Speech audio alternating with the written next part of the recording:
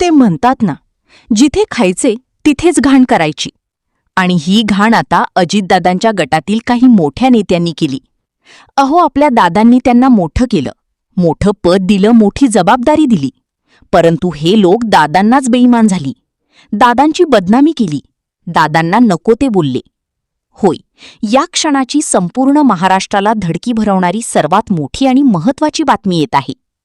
कोणताही नेता असो, कोणताही माणूस असो, तोंडावर मात्र गोड गोड बोलतो आणि पाठीमागे नको ते बोलतो. आणि तेच काम दादांच्या काही मोठ्या नेत्यांनी केलं. दादांच्या पुढे हे सगळे दादाबद्दल गोड गोड बोलायचे, पण दादांच्या पाठीमागे मात्र नको ती भाषा, नको ते शब्द वापरले. आणि ती ऑडिओ क्लिप झाली ना व्हायरल. नुसतीच व्हायरल झाली नाही, तर ती ऑडिओ क्लिप दादांची पुत्र पार्थ पवार, दादांची पत्नी राज्याच्या उपमुख्यमंत्री सुनीताताई पवार यांच्या हाती लागली. आणि मग काय, एकच पारा चढला, संताप निर्माण झाला. ज्या लोकांना, ज्या नेत्यांना संपूर्ण महाराष्ट्र चांगला मानत होता, संपूर्ण पक्षामध्ये त्यांची इज्जत होती, त्यांचा आदर सन्मान केला जायचा, ज्यांना मोठं केलं, मोठं पद दिलं, तीच लोक दादांना वाईट बोलतात, दादांची बदनामी करतात, दादासोबत राहतात आणि दादांना धोका देतात. असा मोठा संताप निर्माण झाला. आणि मग काय, या मोठ्या नेत्यांना डायरेक्ट बाहेरचा रस्ता, डायरेक्ट हकालपट्टी आणि डायरेक्ट हाकलून लावलं. नेमकं हे मोठे लोक दादांना काय म्हणत आहे, काय भाषा वापरत आहे, कोणते शब्द वापरत आहे, ते सगळं आपण तुम्हाला आता लगेच ऐकवणार. ही सगळी ऑडिओ क्लिप ऐकल्यानंतर तुमच्यासुद्धा पायाखालची जमीन सरकणार आणि संपूर्ण महाराष्ट्रभर एकच संतापाची लाट निर्माण होणार. महाराष्ट्रातली जनता या मोठ्या राजकीय लोकांवर राग निर्माण करणार. यामधील एक एक शब्द जर ऐकला तुम्ही, तर तुमच्या पायाखालची जमीन सरकणार आणि तुम्हाला असं वाटणार की या मोठ्या राजकीय लोकांसोबत काय केलं पाहिजे, यांना किती मोठी शिक्षा दिली पाहिजे. कशी आहे ही ऑडिओ क्लिप, ती सगळी आपण तुम्हाला याच व्हिडिओत पुढे ऐकून दाखवणार. फक्त तुम्हाला एक काम करायचं आहे, हा व्हिडिओ पूर्ण शेवटपर्यंत बघायचा. कारण की याच व्हिडिओच्या शेवटी आपण तुम्हाला दादांविषयी कोण कोण काय काय बोलत होतं, दादांविषयी कोणी कोणी काय काय प्लॅन केलेला होता, दादासोबत कोणी काय काय केलं, ते सगळं आपण तुम्हाला या व्हिडिओच्या शेवटी दाखवणार आहे. त्यामुळे तुम्हाला हा व्हिडिओ पूर्ण शेवटपर्यंत बघावाच लागेल. आणि या मोठ्या आणि महत्वाच्या बातमीसाठी आत्ताच व्हिडिओला एक लाईक लगेच झाला पाहिजे. आत्ताच व्हिडिओ लाईक करा. अहो, काही दिवसांपूर्वी एका मोठ्या राजकीय नेत्यांनी, जे सध्या खासदार आहेत, त्यांनी शरद पवार साहेबांची भेट घेतली होती आणि साहेबांकडे विनंती केली होती की आम्हाला पक्षामध्ये सन्मान भेटत नाही, आम्ही सुद्धा पक्षासाठी काम केलेलं आहे, आम्ही पक्षातील ज्येष्ठ नेते आहेत, आम्ही पक्षातील जुने नेते आहेत, त्यामुळे आम्हाला योग्य सन्मान भेटला पाहिजेत, आम्हाला योग्य ते पद भेटलं पाहिजेत, पक्षामध्ये आम्हाला विशेष स्थान भेटलं पाहिजे. पवार साहेबांना सांगण्यात आलं की तुम्ही घरातील ज्येष्ठ आहात, राजकारणातील तुम्हाला मोठा अनुभव आहेत, तुम्ही तुमच्या कुटुंबातील इतर जे सदस्य आहेत, जे सध्या राजकारणामध्ये नवीन आहेत, त्यांना समज द्या, त्यांना समजावून सांगा, आम्हाला रिस्पेक्ट द्यायला, असं एक मोठा नेता पवार साहेबांना म्हणाला. अहो, परंतु यांच्यासोबत जी होत आहे ते झालंच पाहिजे, कारण की यांनी जे काम केलंय ते आता उघड जाहीर झालं ना. का बरं त्यांना डावलण्यात आलं होतं, का बरं त्यांना इज्जत दिली जात नाही, त्याचं कारण समोर आलं. आणि ते कारण होतं अजितदादांविषयी ऑडिओ क्लिपमध्ये बोललेले शब्द. ती एक ऑडिओ क्लिप ज्यामुळे अख्ख्या महाराष्ट्रामध्ये एकच चर्चा सुरू झाली आणि या मोठ्या नेत्यांचं शेवटी भांडं फुटलंच. नेमकं हे काय म्हणत आहे, दादांना काय काय शब्द बोलत आहे, कोणती भाषा वापरतात आणि हा कोणता नेता आहे, ते सगळं आपण तुम्हाला आता लगेच ऐकवणार, लगेच दाखवणार.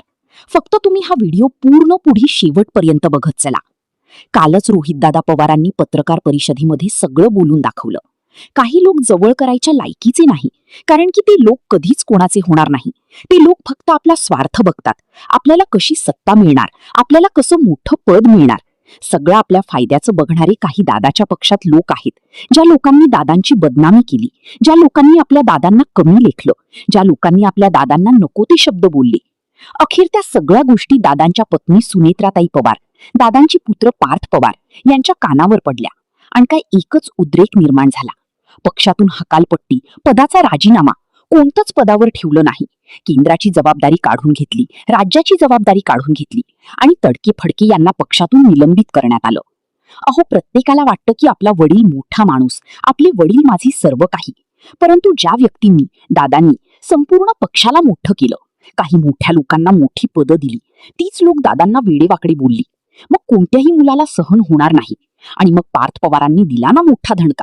काही मोठ्या लोकांना कार्यालयात सुद्धा येण्यास बंदी घातली. काही मोठ्या लोकांना ऑफिसमधून लगेच हाकलून दिलं. इतका मोठा अपमान केला की संपूर्ण जनता बघत आमदार रोहित पवारांनी केलाय, ज्यावरून आता पुन्हा एकदा रोहित पवार विरुद्ध राष्ट्रवादी असा संघर्ष पेटलाय. रोहित पवारांच्या या आरोपानंतर राष्ट्रवादीनं पत्रकार परिषद घेत पलटवार केला. पण यामुळे अजित पवारांविषयी अपशब्द वापरणारा नेता कोण अशी चर्चा सुरू झाली आहे.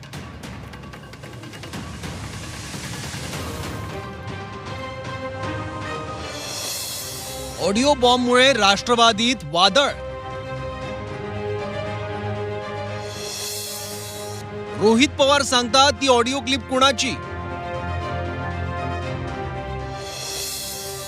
ऑडिओ क्लिपमुळे यादवीची ठिणगी पडल्याचा दावा.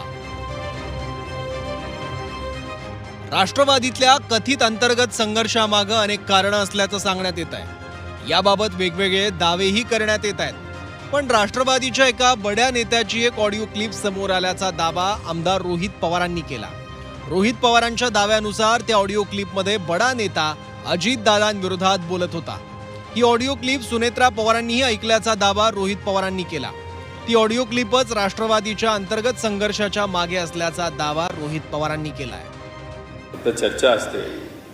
आता एक चर्चा अशी सुद्धा आहे की एक कुठला तरी ऑडिओ आहे, त्या ऑडिओमध्ये एक कुठला तरी प्रमुख नेता अजितदादांबद्दल, अजितदादा जिवंत असताना अतिशय खालच्या लेवलला जाऊन त्या ठिकाणी बोललेला आहे. आणि हा ऑडिओ जो आहे, जो आम्ही ऐकण्यात आहे, तो कदाचित सुनेत्रा काकींनी सुद्धा आणि पार्थने सुद्धा तो ऐकलेला आहे.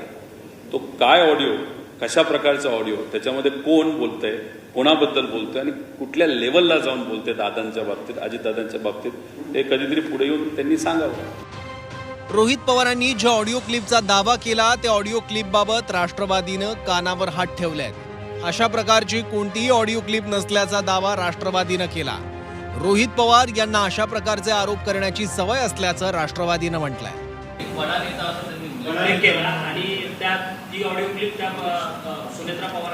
ती ऑडिओ क्लिप रोहित पवारांकडे असेल तर त्यांनी ती द्यावी. त्याचं आपण फॉरेन्सिक लॅबमध्ये पाठवू, आपण त्या ठिकाणी त्याची सत्यता पडताळू. आजकाल तुमच्या माझ्या आवाजामध्ये सहज 2,000 रुपयाचं सबस्क्रिप्शन ते आर्टिफिशियल इंटेलिजन्सचं ChatGPTचं घेतलं की तुमचा माझा आवाज सुद्धा ॲज इट इज काढता येतो. त्यामुळे आजच्या काळात तरी किमान कुठल्या तरी ऑडिओ क्लिपवर आधारित आपल्यासारख्या जबाबदार पत्रकारांनी त्याच्यावर एवढा प्रश्न विचारावा आणि तो राष्ट्रीय मुद्दा करावा, राज्य मुद्दा करावा असं मला वाटत नाही. रोहित पवारांना बालिश मुद्दे उपस्थित करायची सवय लागलेली आहे. त्यामुळे त्यांनी काय मुद्दा उपस्थित केला आहे ऑडिओ क्लिपचा, ते काय मी तर काय पाहिलं नाही. रोहित पवारांनी ज्या ऑडिओ क्लिपचा उल्लेख केला ती ऑडिओ क्लिप कोणत्या बड्या नेत्याची आहे याची खमंग चर्चा राजकीय वर्तुळात सुरू